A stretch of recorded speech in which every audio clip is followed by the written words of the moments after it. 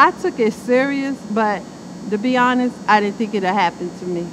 You know, you hear about it happening all over the world, but I really didn't think it would happen to me. But I was we both was wearing our masks, when we go out in public, sometimes wearing gloves depending on where we was, and always constantly washing our hands, and, we was doing everything we was supposed to do, to be safe. Just being extra careful. Even every morning when I came in, before I even sat down at my desk, I would always wipe my area down, the file cabinet. We wiped the time clocks down, the break room, all that stuff we was wiping down. We was invited to a social gathering, in June, and because we was around family and friends, this is when we let our guard down. I mean, everybody was happy, and we was just sitting around talking, actually, me and my husband had got there kind of late, in the evening, but we probably was there a couple of hours, and everybody was just sitting around talking, having a good time. We wasn't talking about COVID at the party. We was just talking about, other stuff, the celebration of why we was there, and, just happy to see, family and friends. Nobody had their masks on, and we had been around each other before this day, so everybody felt comfortable. That was on a Saturday, and that week my husband started feeling bad, but because he's a diabetic, and he gets his days where he feel bad and he just lay around, so we thought, his diabetes was acting up. So it wasn't until he started getting the chills, and he's lost his taste and his smell, and when we really knew something more was going on. And then the next morning I got up and came to work, and he called me and he said that he went to the medical center and took the COVID test, and he said that they said that I need to come take the test too, because by us being married and living in the same house. So as soon as I got off work, I went straight there and I took the COVID test. But he was having, by that day, he was having shortness of breath. He would, so that was on a Tuesday. That Wednesday morning, we was laying in the bed. I had got up and then fixed breakfast or whatever, and he just, kept, with his breathing. It was worse than what it was the day before. And I had asked him, did he want to go to the emergency room? And at first he said, no, he'd be all right. But the breathing got worse. And I was like, well, babe, I think, you really need to go to the emergency room.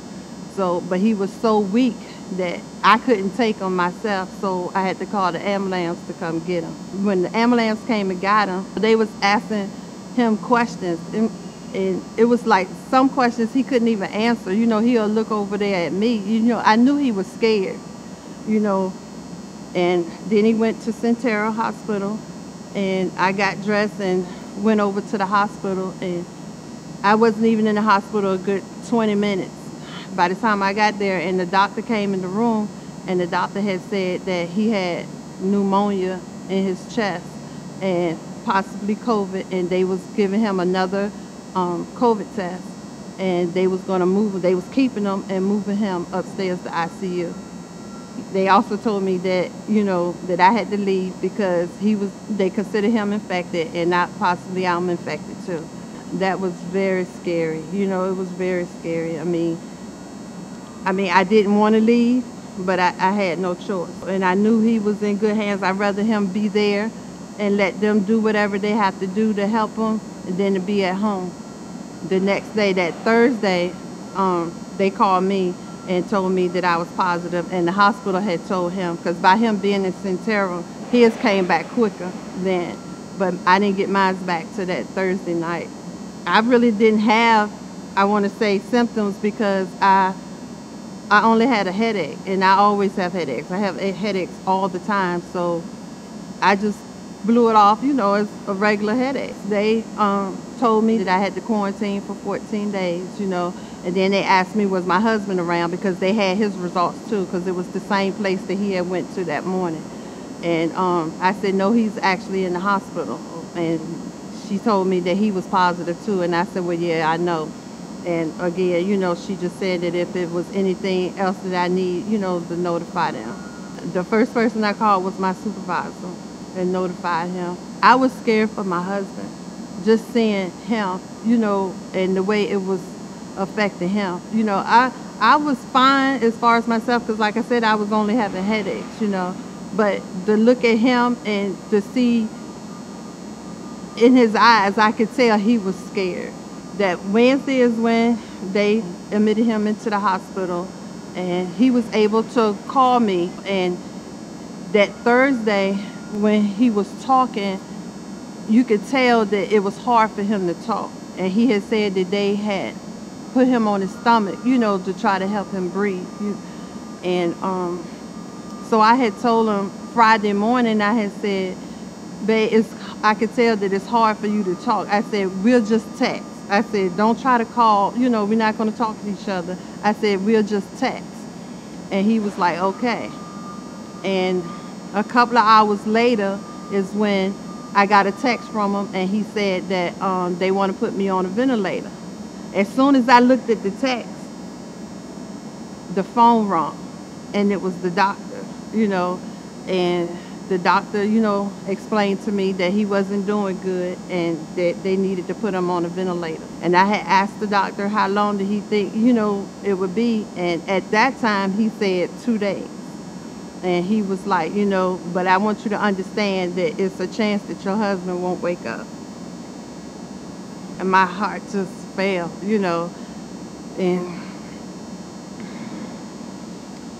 whew, I just started praying, I just started praying, and he said that he would call, the doctor was going to call every day, and let me know how he was doing.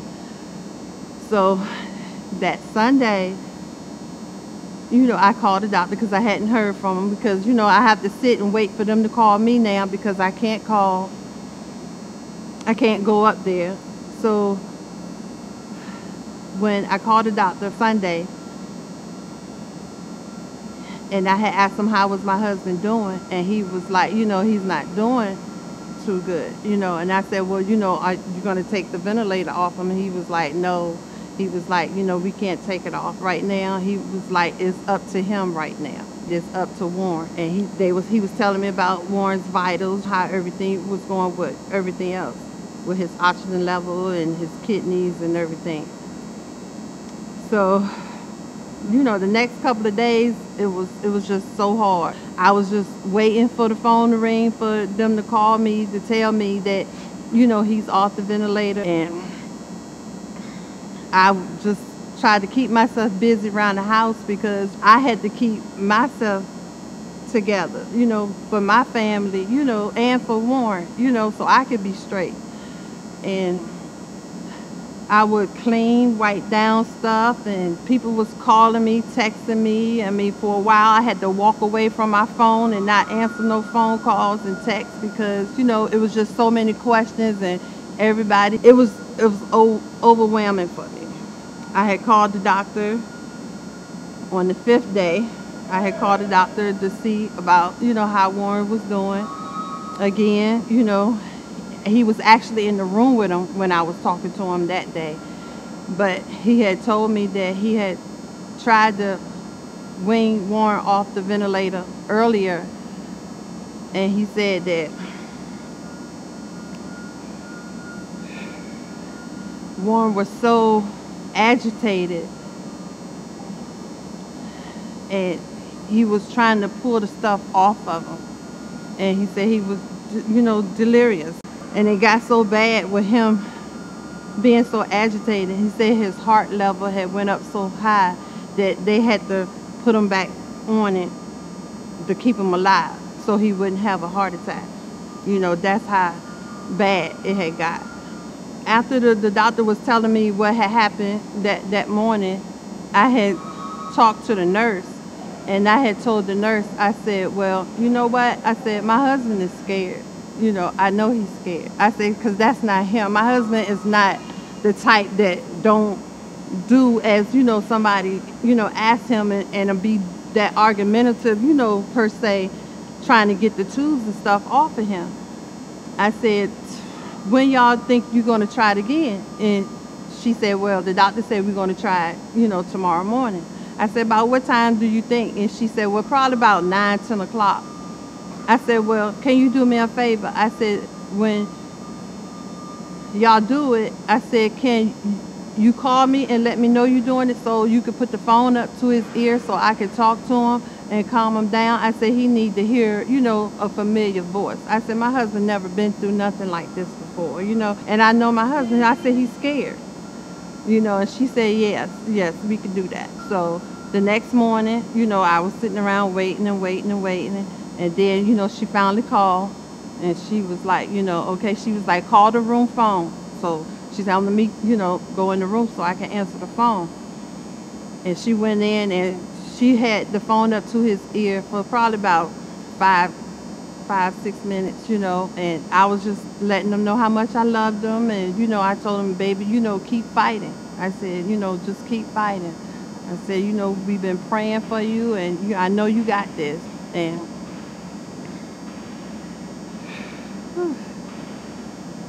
of course, he couldn't respond because she said that it takes hours, for them to actually come completely off the ventilator. So the nurse had told me that she was going to call me back in a couple of hours and let me know how it go. So she did, and she said everything went well. He was off this time, and she said, but they was watching them, and they had him on, the high flow oxygen and, all that. And she said, but it's going to take some time. And she was like, try calling back this evening, and he may be out of it where you can, talk to him again. And probably about 8, 9 o'clock that night, I called back again. And this time when I talked to him, they put the phone up to his ear. I could hear him in the background like he was trying to respond to me. So that made me feel a lot better. And then the next day when I called, the same nurse, that nurse was so good. She was so good. That same nurse, she went in the room again and let me talk to him. And this time when I was telling him that I loved him and I miss him, I could hear him actually trying to talk. I couldn't understand what he was saying, but I could hear it much more clearer. And, her and the doctors kept saying that, it's going to take some days. And probably like the third day after he got off the ventilator is when he was able to talk. Not clear where you could really understand him, but clear enough where, you knew what he was trying to say. And as the days went on, he got better. He's home, but his voice is still, well, actually, his doctor had said that the ventilator caused damage to his lungs, and he's seeing a specialist, lung specialist, and it created other problems that he's going to have to deal with possibly the rest of his life. Don't do it. I mean, I feel like we was comfortable because we was around family and friends, and it's not okay. The virus is serious. If you have to be around people, you need to put your mask on. You need to social distance, because the virus is airborne, and it don't have no name, no color or anything. It's airborne. And anybody can get infected with it. It doesn't matter your age or whatever. Be safe. I learned the hard way, and I hate for anybody to have to go through what me and my husband been through and still going through. And it's going to be a long road for him. Yes, I'm fine, but I look at my husband every day. He's still not sleeping. He's still weak. It's going to be a while before he be himself. And I can see the pain and the hurt in him because each day it bothers him that he's not better. He feels that by now he should be better than what he is, but the doctors keep telling him that it's going to take time, and like I said, I wouldn't want nobody to go through this.